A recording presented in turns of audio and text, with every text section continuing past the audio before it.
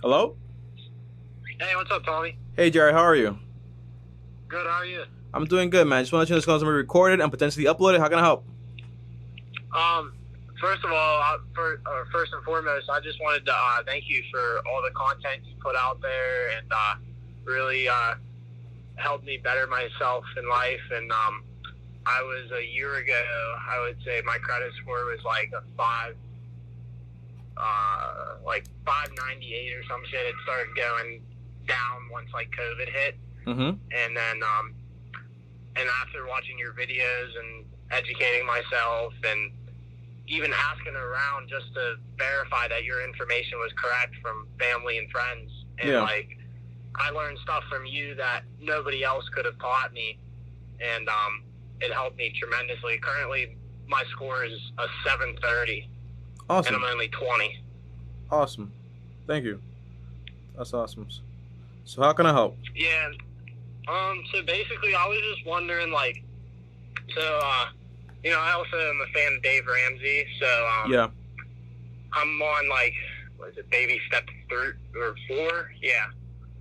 Because I got the emergency fund down, this 3 to 6 months emergency fund down. Mm-hmm. So I was just wondering, like, I have a lot of stuff going on in life, so like I was working 2 jobs for like 8 months, and you know, that like really put me back to climb the ladder from past mistakes, I'll call it. Mm-hmm. And then so I was wondering what finances, like, I don't make too much money at my job, and I remodel bathrooms. Okay. And it's like I like the career aspect of it, but at the same time I don't, because I beat myself up, and yeah, it just kind of sucks that I'm not making that much money. Okay. All right. So here's what it sounds like to me, right? How old are you, by the way? You're 20? Yes, sir. Okay, 20 years old. Raise your credit score. Now, the very first thing is, right, I appreciate that a ton, right? That you managed to like kind of get your finances in order, and then because of that, your credit score kind of like went up or whatever. The core idea is just like Dave Ramsey in a sense. You gotta understand that basically your credit score is important to a level of convenience. So it just gives you the ability to be able to negotiate with a lot more banks, because it makes it a lot more easier for them to kind of understand your situation. A credit score just tells the lender how good you are at managing debt. That's all it tells them in an automated way. Right. However, when it comes down to it, you don't really need one. Now, here's why. Because it's a difference, right? There's a difference between not having a credit score, but, for example, having a bad credit score, because that's completely different. You can have a low score, but no bad history. That's fine. Doesn't matter. But when you have, for example, a bad credit score, missed payments, collections, that's just not what you want whatsoever. But when it comes to buying a car, we buy a car for cash. When it comes to buying a home, they can do manual underwriting, meaning, for example, you don't really need a credit score. However, it just makes it a lot more simple to negotiate with banks. When you say, hey, here's my credit score, it makes it to have like less questions or whatever. Does that make sense? Yeah, that makes perfect sense. Yeah, because I actually would like to. I'm actually currently saving so I could purchase my own home. But the market, as everyone knows, is just ridiculous. Yeah. So here's what I would do if you want to maintain your credit score, right? Just to get that out of the park right here. If you want to maintain the credit score, just use the one bill method. That means, for example, all you want to do is how many credit cards do you have? I have 5, 4 or 5, but I have no debt, by the way. Okay. Do you have any store credit cards? Best Buy, Home Depot? I have 1. Which is for what? And that's for Macy's. Okay, and the other 4 is just like Capital One and random ones? I have 1 through PayPal, through PNC, I have K Jewelers too, and then I have an Amazon card. That's another. Almost all your credit cards are store credit cards. When you think about it. Through building it, it was hard at my age. You know what I mean? All right.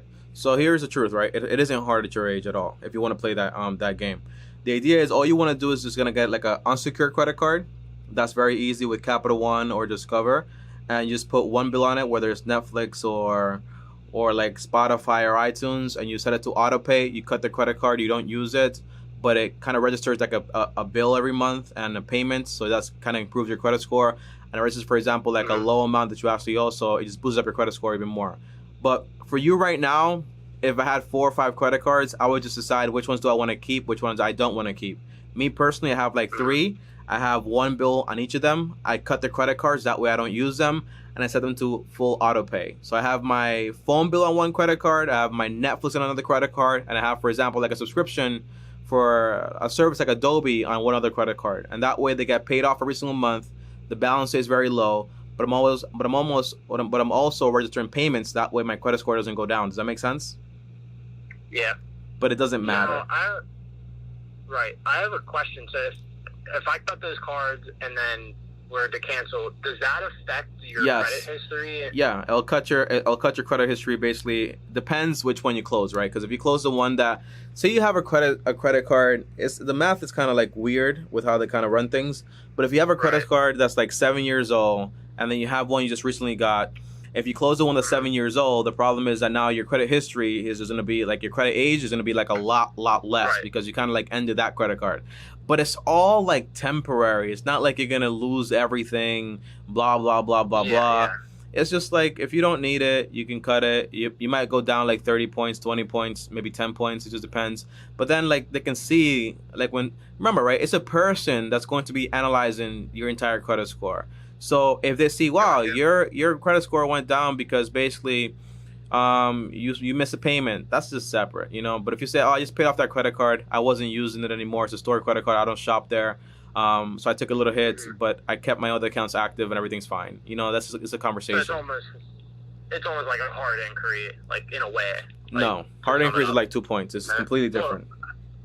Well, nah, I use an analogy, but it's a little no. If you close a few ones, because I want to be realistic. I don't want you to be like, oh, Tommy, he says like a hard inquiry, and then I got hit with like 10 points less.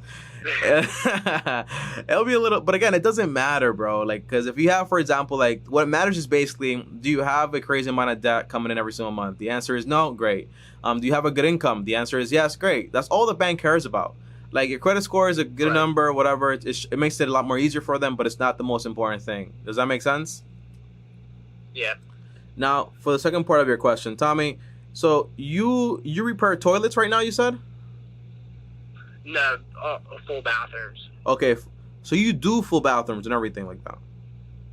Yeah, I mean, I've been learning ever since I was 13. Awesome. I was paid under the table, and so I know a lot. I don't think you have to mention that part, but okay. The truth, oh well. But yeah, man, look, man, that is awesome. Like, you got a job, it makes you money. How much money do you make per month right now? I would say probably on the low end, not the high end. Like, yeah, on the low end, probably like 14 to like 15 a month. 100 or 1,000? Yeah, 100. Okay, so 1,400 to 1,500, and you're 20 years old. How much money do you have saved up? I have 8,000, or actually, wait, hold on.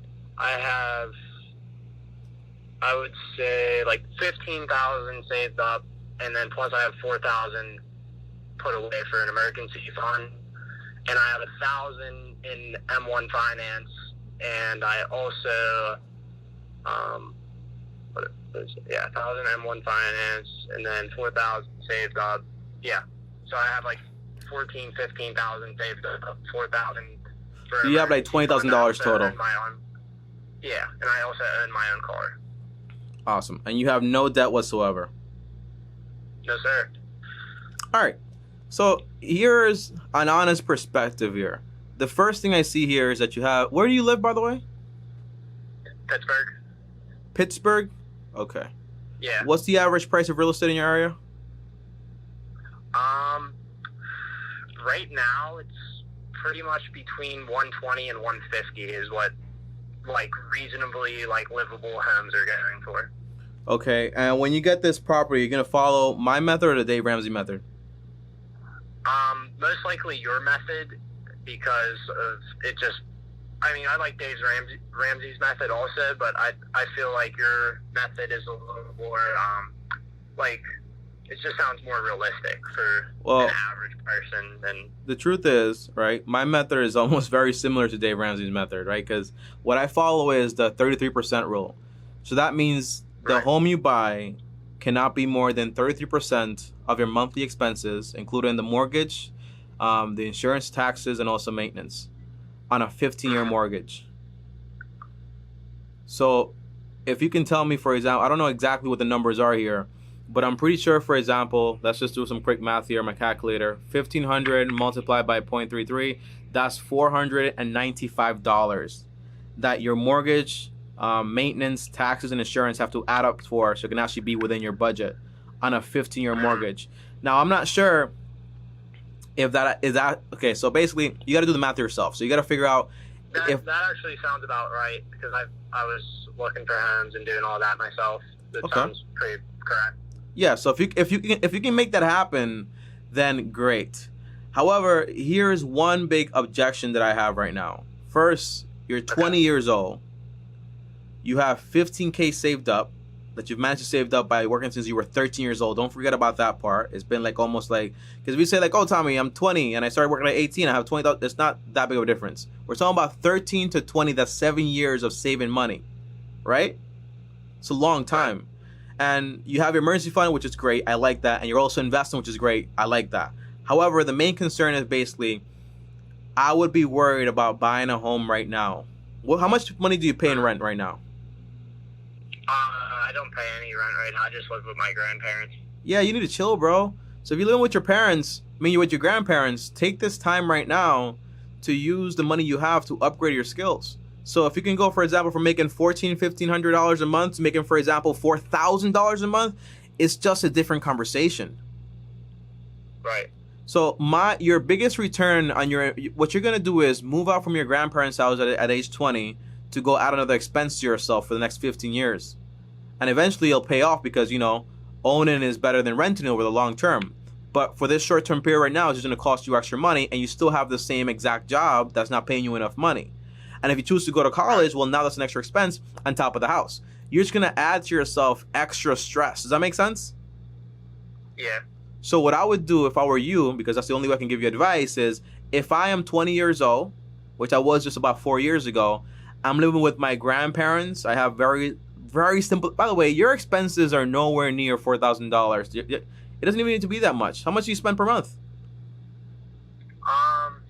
It varies. A lot of my money either kind of just goes to, well, it definitely was. I fixed my spending habits and whatnot. Okay. But, right now, I pretty much spend like a good sum of money on food, and then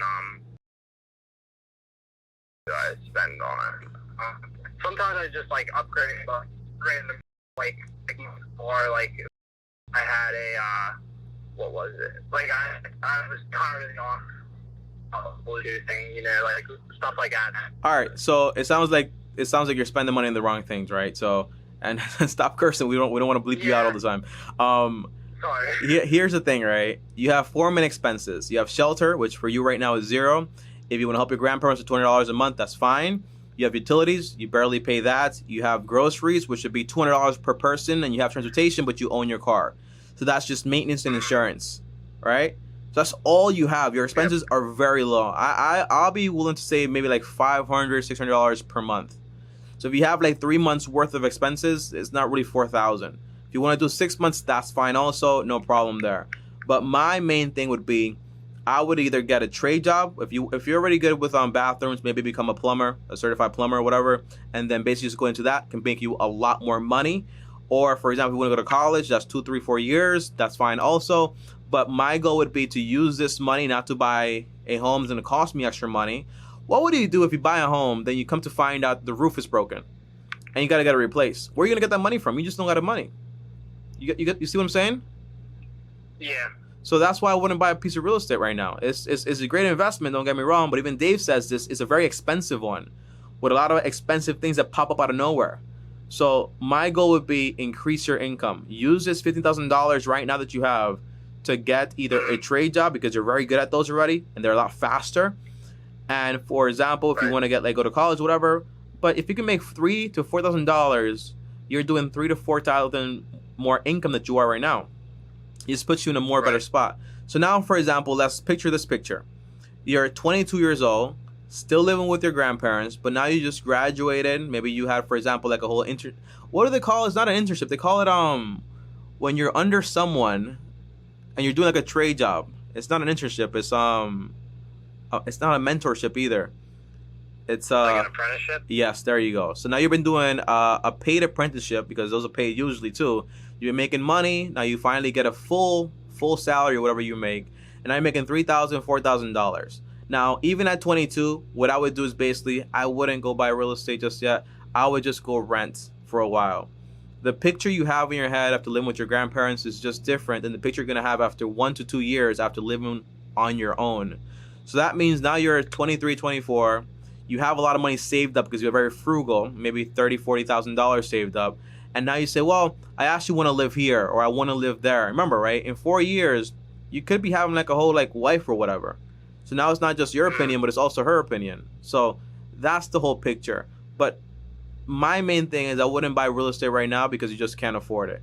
Maybe you can afford the payments, but if anything goes wrong, you're going to have a problem because your income is just too low. Not just the income, but like the amount of money you have for this stuff. Because if you put down 20% on 100K, that's like, what is that? That's $20,000 plus the closing costs and all that stuff. Yeah. And if the roof breaks or like the AC unit, it's just too crazy.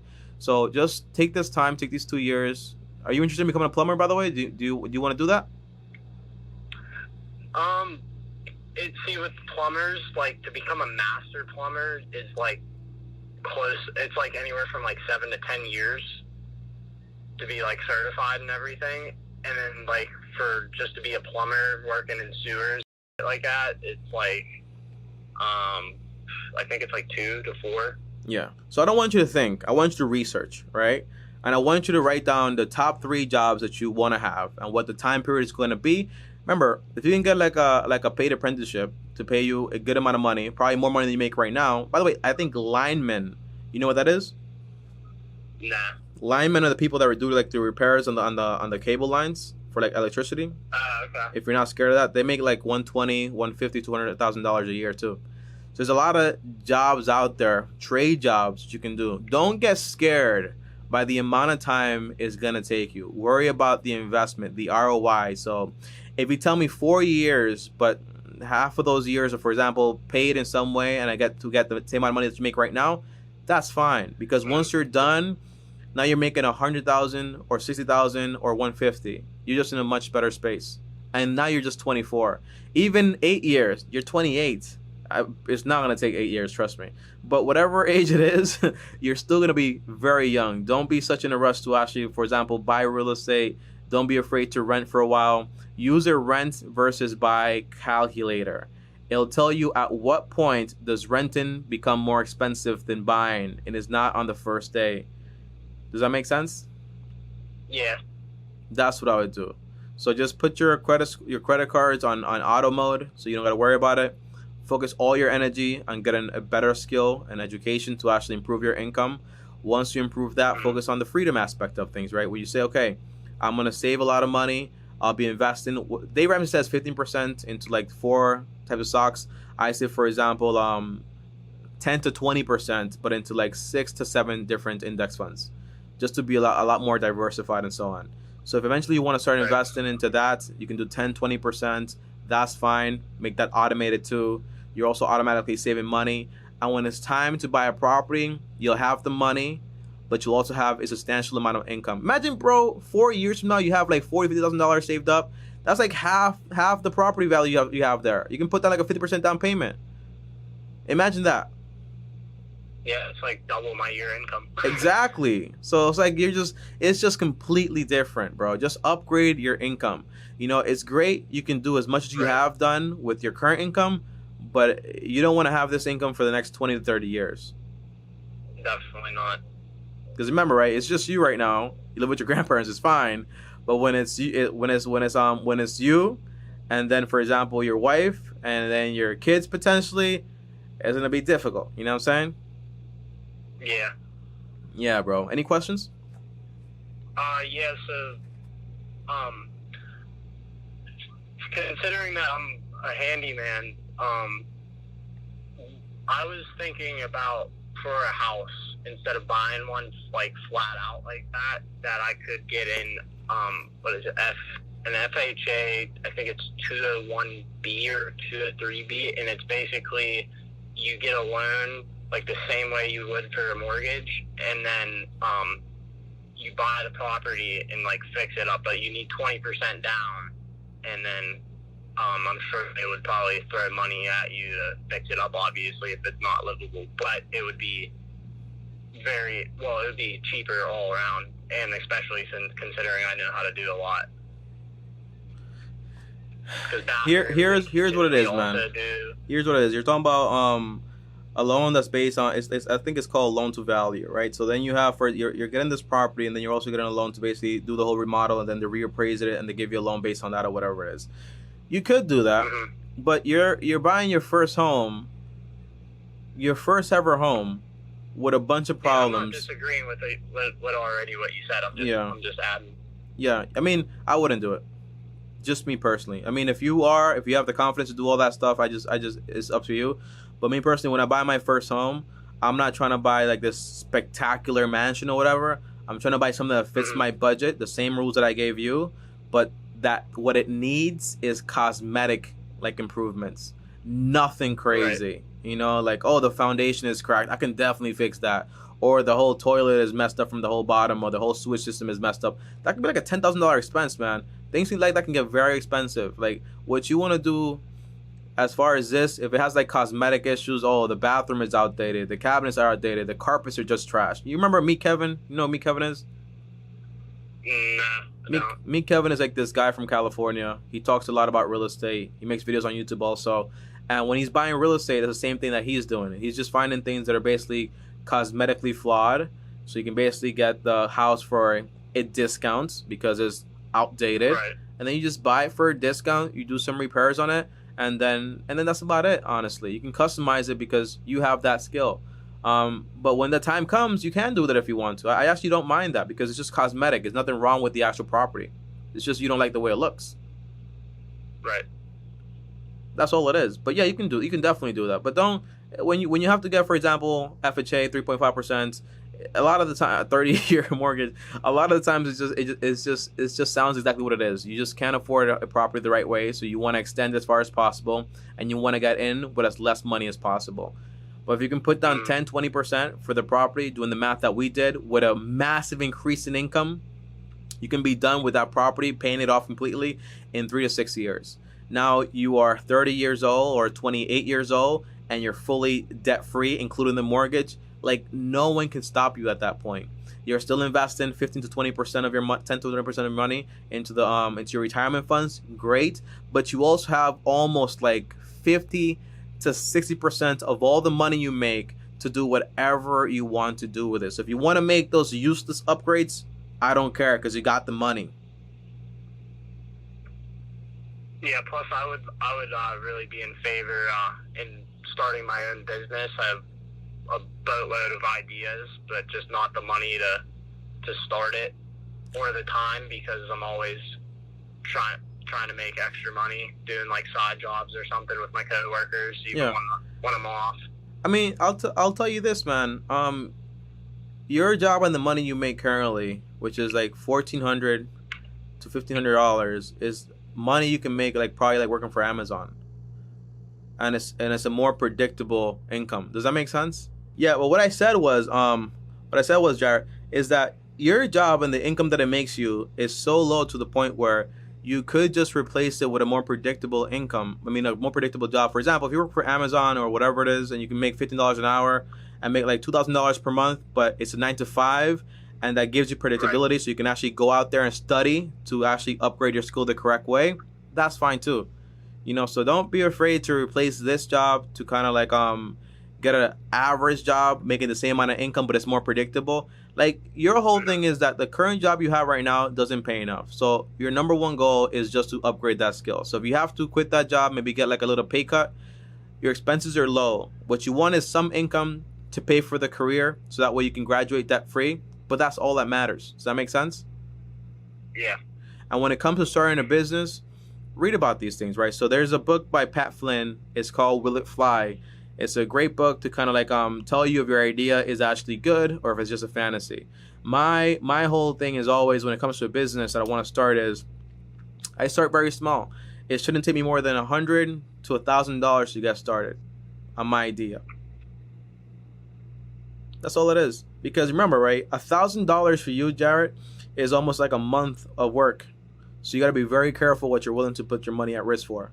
That's why when you have a skill that can make you $4,000 and you want to try, and by the way, when you go into like handiwork, you can always create your own business, and you can always manage that way also. There's always multiple ways. That's why I love those jobs, those trade jobs. Yeah, it's just it's kind of hard because just seeing how my boss's business is how it's hard to find reliable sources of people who are willing to work, and move. I haven't thought about that one yet. Yeah. So look, everything has a solution, man. So, but one thing is, you got to remember, right? If you can upgrade your skills to get you a job that can pay you $3,000 or $4,000, $4,000, I think it's how much is that? 12 times 4, that's $48,000 a year. If you can make $48,000 a year after taxes, maybe like around $35,000. Boom. Okay, great. You can buy a home for a very cheap price in your area. Once it's paid off, your expenses are very low. If you want to lower the hours that you work, that's fine. Remember, right? You can go, for example, to New York, where there's a lot more demand for the work that you do. You'll always have work, all this stuff. But now you're paying $1,500 for like a bedroom, right? Usually, the expenses are always going to average out. So that's why I say, get a better skill. Just raise your income by double, most likely, or maybe potentially triple. And that's going to allow you the benefit. And by the way, if your boss is terrible, I don't want to say that. If your boss is not that great, there's always somebody else out there that you could learn from. Because I'm pretty sure, right? Is your boss the number one person in Pittsburgh? No, not even close. Then go work for somebody else, bro. You know what I mean? I mean, it's not that complicated, bro. I mean, look. I mean, we do good work, but I mean, we just don't have enough people to do more. Yeah, you can do great work, man, but sometimes the best doesn't get paid the best. So you got to go out there and just work for somebody else. Don't be afraid of that stuff, man. If your boss loses all his business, he's going to fire you. He has to. There's no other option. So if you are trying to get ahead and trying to do whatever you want to do, then go up. Don't be afraid to be like, let me find another boss or another company is going to help me find more jobs or whatever it is. And don't be. There's also another tool. I think it's called TaskRabbit. That can help you when it comes to like getting you like sign up for that stuff, man. Because if you're like a handyman, you can do like very odd tasks like install a TV, do some light work with IKEA, whatever. That's also extra income for you, you know. But if you can change jobs and increase your income to $2,000, $2,500, so now you have extra money to kind of like get the license you actually need or whatever you actually need, then do that. How would you this is just speaking metaphorically or statistically. So I'm able to get a job, well, most likely, not like it's everything secure, but most likely to be able to get a job through a family friend for Port Authority, which is like busing and whatnot, and they pay more, and they basically don't do nothing hard, even though that's not what I would want to do. There are three things when it comes to a career that you have to have in order for the job to be sustaining, also to be to give you fulfillment in some way. You have to like it. You have to be good at it, but it has to be challenging in some way. And lastly, it has to make you money. But not everything you do when you first start off to get to that job matters. So again, that's why I said, right, if I can work Port Authority doing whatever it is, I can get paid more money. It's also more predictable and gives me the time to be able to, for example, get the degree or career I actually want to get. It sounds like all X's, meaning it sounds great. Yeah. Because I had that offer put on the table, and I. Why haven't you taken it? Thinking about it. I don't know, just, people don't like change, really, to sum that up. It's hard. Change is hard. Yeah. I mean, can you still live in the same area you live in or something like that, or you have to move? No, I could still live in the same area. Yeah, forget It's about just, it, man. Just leave. That's what I would do. Yeah. Leave. I mean, one thing is, right, you've been there for 7 years almost, right? Yeah, pretty much. Only every summer for those years of younger age, but so there's this line, right, when it comes to mentorships. It comes to a point when you've learned everything that you could from somebody, a mentor, and if you don't leave, then usually they just put you under their wing forever, and you're not able to actually grow. A part of it's kind of like raising a kid, right? When you raise a kid, and you have a parent or whatever, eventually you have to let that kid go and kind of like build their own lives. It's like an eagle, like to throw them off the whole cliff or whatever. You got to fly on your own, basically. That's the whole thing. Gotcha. So you've learned everything you what don't you know that this guy knows by this point? Pretty much, I would say electrical work and, like plumbing, like big plumbing stuff, like stuff that would have to go And is through, he going to like, the teach whole you that? house, like, Even if he could teach you that, you need a license for that stuff, Jarrett. yeah. So it doesn't matter. And then everything else, I mean, my coworker has taught me. I mean, I'm not able, to my best ability or confidence, do as much as the one guy does, because he does really good stuff. How much does he get paid? 32 bucks an hour. So Bro, that's what does he have that you don't have? He was in the union, and that's pretty much it. Then figure out what he's done so you can do the same exact thing and get your licenses up, man. If you can get a license in electrical work and also license in that plumbing stuff and increase the amount of money you can actually earn, it's just that your skills are not there yet. So if you can improve those things and get those things, you're good to go. One thing is you can get so because you told me this information now, right? You have to be careful, right? Because if you leave this job, but the thing is, if you leave this job and you go to the other one on Port Authority, the risk is you might forget those skills that you learned so far. But not really, because you're still studying for it, right? So it doesn't really make any sense, that whole idea there. But if you stay at that job and you learn those things, the problem that I see with this is basically that you have this job, but the job is not sustainable. Meaning you might have to work on Mondays, maybe Tuesdays they call you, maybe Wednesdays they call you. Is it like that? Like kind of like random? I believe so, yeah. Depending on what you do there, yes. Yeah, so but if you get a license or whatever, it can't be that random. It has to be kind of like you have to know what you got to do. So that's why the Port Authority job would kind of be a little better than the current job you have right now. And plus, even though I'm not like so much in favor of enjoying it, it's temporary. It ups the income, like you said, and I would be like totally in favor of like sacrificing a lot to own my own business, just to even start one and get somewhere with it and keep it going. And your own business aspect, right? That's separate from this conversation. What I'm saying is you take that job so you're able to get that license or degree to then go work. Yeah. Right? When it comes to having your own business, that's separate. What would the outline be for that? You work under someone that you admire while you're also getting paid a lot of money. You learn the aspects not from an employee point of view, but from a boss point of view.